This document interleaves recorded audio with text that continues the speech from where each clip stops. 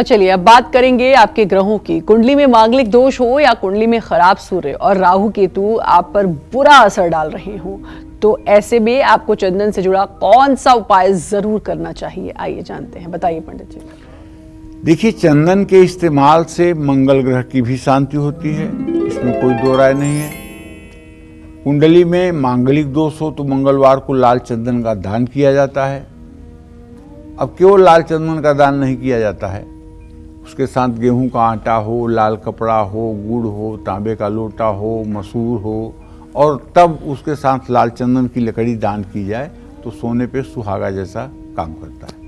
और ये दान अगर अपने पुरोहित को किया जाए, पुरोहित मतलब जो खानदानी रूप से अपने यहाँ पूजा कराने आते हैं वो पुरोहित कहलाते हैं, तो लाल चंदन का दान करना चाहिए। लाल चंदन का हर रोज दोनों हाथ की कलाई पर इत्र लगाने से भी मांगलिक दोष के बुरे प्रभाव कम हो जाते हैं। चंदन के इस्तेमाल से कुंडली में सूर्य की स्थिति भी मजबूत होती है। कुंडली में सूर्य अगर कमजोर है तो अपने तकिए के नीचे लाल चंदन की लकड़ी रखकर हर रोज सोइए, और चंदन के इस्तेमाल से राहु केतु का तो बुरा प्रभाव धीरे धीरे समाप्त ही हो जाता है। शनिवार को चंदन के एक छोटे टुकड़े को नीले या लाल कपड़े में लपेटकर गले में धारण करने से राहु केतु का बुरा प्रभाव नहीं होता है। लेकिन इससे भी ज़्यादा प्रभावशाली है चंदन के पेड़ की जड़ अगर मिल जाए और उसे नीले रंग धागे में बांध करके दाहिने हाथ की भुजा पर या गले में धारण कर लिया जाए तो राहु और केतु इन दोनों ग्रहों का अशुभ प्रभाव सदा सर्वदा के लिए निरस्त हो जाता है। जय मां विंध्यवासिनी।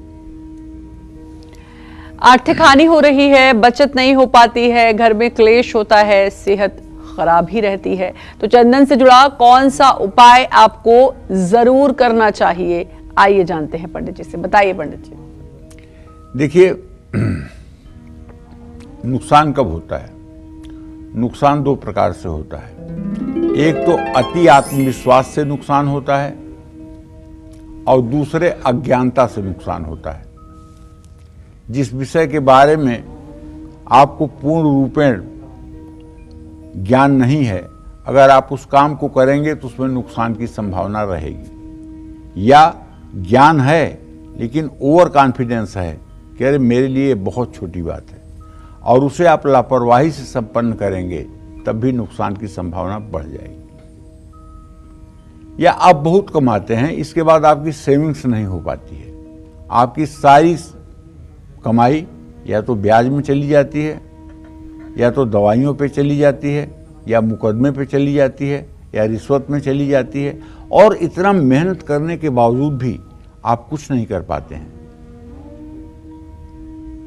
तो अगर ऐसी नुकसान से आपको बचना है तो लाल चंदन का एक टुकड़ा अपनी तिजोरी में आपको मंगलवार को रख लेना चाहिए। अगर घर में कलेश बहुत होता है, सुख शांति नहीं है, तो हर सोमवार को सफेद चंदन घिसकर शिवलिंग पर त्रिपुंड का आकार बनाना चाहिए।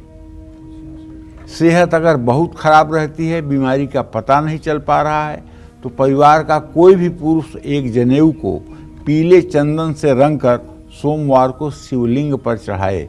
जय मां विंध्यवासिनी।